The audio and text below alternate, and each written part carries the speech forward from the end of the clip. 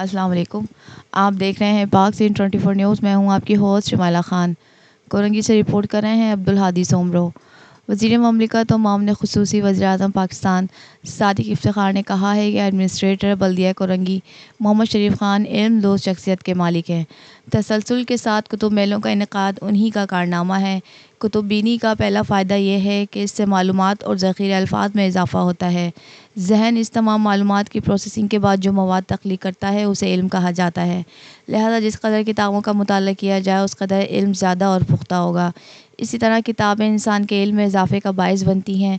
इन ख़यालात का इज़हार उन्होंने बल्दिया कोरंगी के ज़ेर एहतमाम जारी 3 रोज़ा कुतुब मेले के दूसरे दिन दौरा करने के मौके पर किया।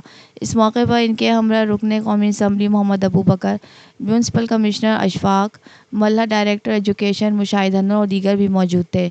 इस मौके पर रुकने कौमी असम्बली मोहम्मद अबू बकर ने कहा कि मुताले का एक बहुत बड़ा फ़ायदा ये है कि मुताला इल्म में इज़ाफ़े का सबब है। किताबों के मुताले से इंसान का ज़हन खुलता है। रोज़ बरोज़ इसके इल्म में इज़ाफ़ा होता रहता है, उसके ज़हन की गिरहाएँ खुलती हैं।